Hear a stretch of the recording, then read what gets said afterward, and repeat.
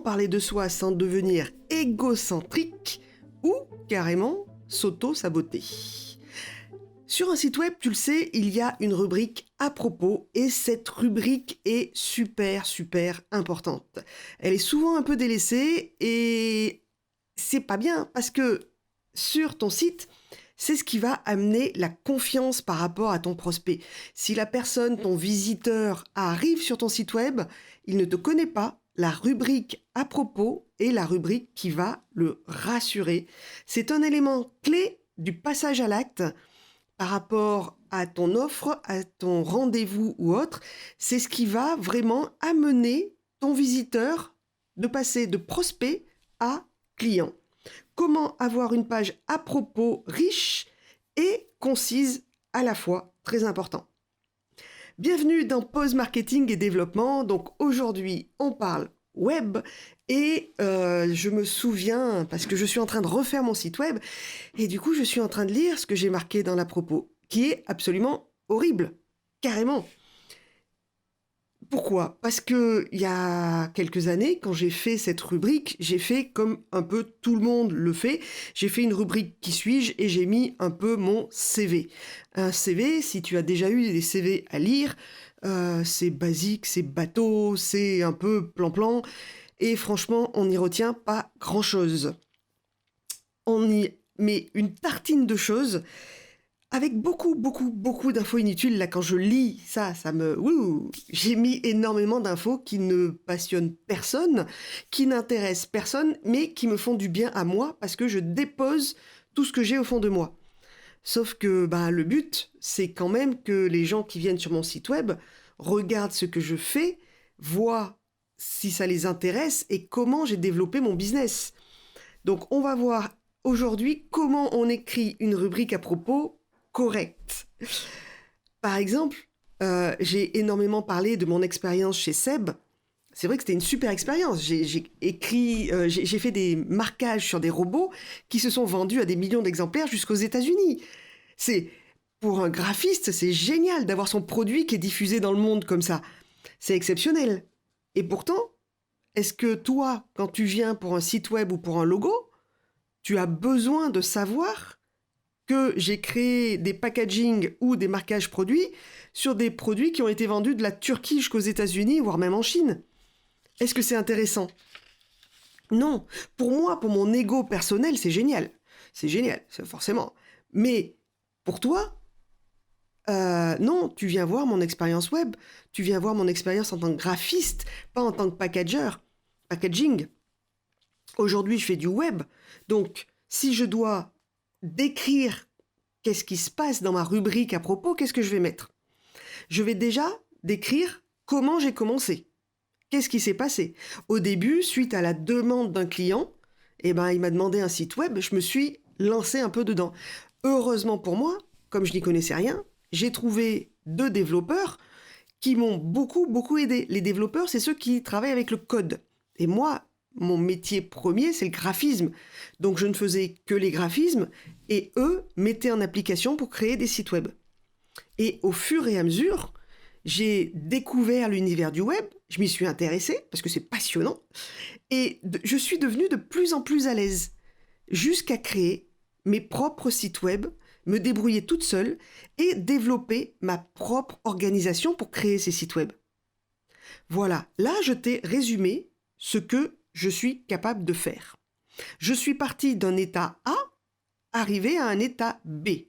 L'état A, c'est comment tu étais avant, comment tu t'es développé entre le A et le B, c'est comment tu t'es développé, qu'est-ce qui t'est arrivé, les bons coups, les mauvais coups, et comment tu as réussi à surmonter tout ça pour arriver à l'état B.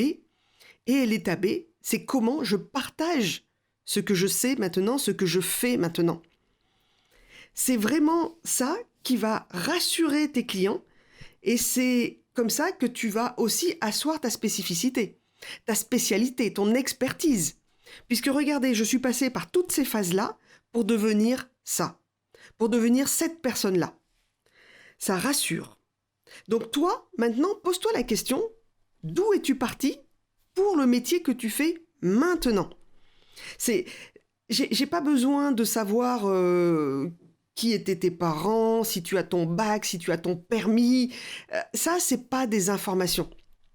Qui tu étais avant? Alors avant, tu avais peut-être un métier. Est-ce que ce métier est en relation avec ce que tu fais aujourd'hui? Oui, non. S'il n'est pas en relation, voilà, une demi-ligne, ça suffit largement pour poser le contexte. Mais le but, c'est vraiment de répondre à ces questions.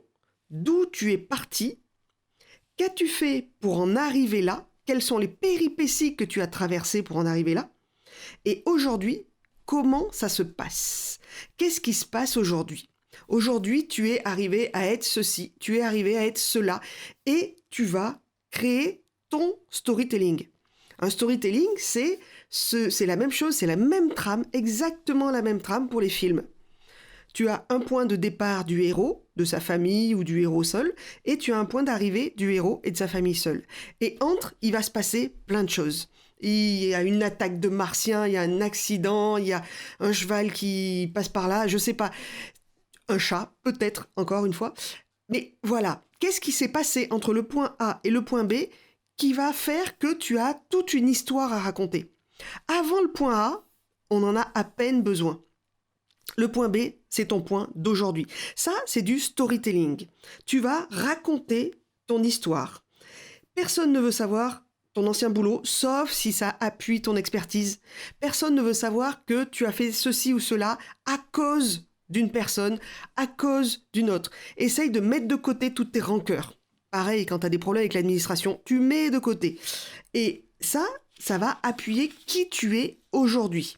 Ce qui compte, c'est qu'est-ce que tu as fait pour en arriver là, pourquoi tu en es arrivé là, et le pourquoi va être hyper important aussi. Ça va rassurer. Ton client va se dire « Ah bah oui, moi je suis passé par les mêmes phases. Oh, ça me parle, cette petite histoire-là, ce qu'elle a fait là à ce moment-là ou ce qu'il a fait à ce moment-là, eh ben oui, c'est pareil, moi j'ai ressenti la même chose. » Oui, parce que le plus dur aussi, c'est qu'il faut mettre des verbes où tu vas parler de ton ressenti. Il va falloir mettre des émotions, il va falloir mettre quelque chose de palpable, des petites expériences, pas beaucoup. Pas énormément, mais la petite expérience qui fait que, à un moment, ça a déclenché quelque chose chez toi. C'est juste le petit truc en plus que tu vas rajouter. Ça va rassurer ton client, c'est le tout petit résumé que tu vas faire. De là d'où tu es parti à là où tu es arrivé. Là aussi, il y a une question qui se pose. Souvent, on me la pose, c'est est-ce que je mets je ou est-ce que je mets il? Et ça dépend. C'est dingue, hein? Mais quand tu regardes un livre, quand tu regardes un bouquin, souvent dans le dos du bouquin, quand on résume la personne, on dit « il ». Il a fait ceci, il a fait cela. C'est comme si tu te voyais avec un œil au-dessus de toi, là, et tu te décris. C'est comme les bouquins, tu as des livres qui sont immersifs, où le héros va parler au « je », et tu as des bouquins où au contraire, on va parler « il », et c'est quelqu'un qui raconte une histoire. Donc c'est à toi de voir comment les personnes vont se sentir quand ils vont lire ton résumé, ton à propos, ton qui suis-je. Et là, c'est très important parce que c'est vrai que dans le jeu, tu vas travailler beaucoup plus sur l'immersif. Tu vas vraiment travailler, tu vas mettre la personne dans ton corps en disant « Voilà, j'ai traversé ça, j'ai traversé ça, j'ai traversé ça ». Et les gens vont s'associer à ce que tu as fait et plus facilement. Donc, moi, je dis le jeu, mais si tu es plus à l'aise en disant « il » et en prenant une certaine distance avec toi-même, pas de problème, ça se fait très bien. Parle bien de tes épreuves, parle bien de tes révélations, ce qui t'est arrivé. Moi, quand je me suis lancée dans le web, j'ai cru que c'était super compliqué. Et puis, au fur et à mesure, j'ai découvert un autre univers qui est quand même assez à l'opposé du... Alors, à part le graphisme, mais en technique, c'est très à l'opposé de l'impression, ce que je faisais avant. Et du coup, j'ai découvert un nouvel univers et il m'a absorbé, en fait. J'aurais pu rester graphiste print, j'aurais pu continuer à faire des catalogues, à faire des... J'ai un chat forcément qui monte sur la table. Et donc du coup, tu vois, excuse-moi pour cet aparté, et du coup, tu peux raconter tout ça. Comment tu as réussi à passer toutes ces épreuves? Est-ce que tu étais accompagné? Est-ce que tu étais seul? Est-ce que tu étais bien ou mal entouré? Ça aussi, c'est difficile. Le cheminement que tu as suivi entre le point A, où tu as découvert que tu voulais faire ça, le point A vraiment où tu as découvert que tu voulais changer de voie ou que tu voulais créer ce métier-là, et le point B aujourd'hui où tu es dans ce métier. Qu'est-ce qui s'est passé? Voilà, essaye de décrire simplement avec tes mots. Si tu connais quelqu'un qui a les mêmes difficultés que toi à parler de toi, hein, sans t'auto-saboter, sans te massacrer, parce que là aussi, il y a aussi certaines personnes qui ont l'art de se flageller. Non, tu as un métier, tu sais faire quelque chose, et donc tu vas faire ressortir le meilleur de toi-même. Ok ? Je compte sur toi. Partage ce podcast, je suis sûre que tu connais quelqu'un qui bute sur cette problématique-là, qui ne sait pas parler de lui, d'elle, de son métier, de comment il est arrivé là. Souvent, dans les à-propos, on tombe sur quelque chose de « voilà, mon métier, c'est ça ». Non, c'est dommage. Ce n'est pas qu'un métier. Tu n'es pas un métier. Tu es un être humain, donc tu as aussi des tas de caractéristiques humaines qui vont faire que tes clients vont se référer à toi, vont s'associer à toi, vont vouloir aller travailler avec toi. Voilà. Maintenant, réponds juste à cette petite question. Comment est-ce que tu te présentes sur ton site web ?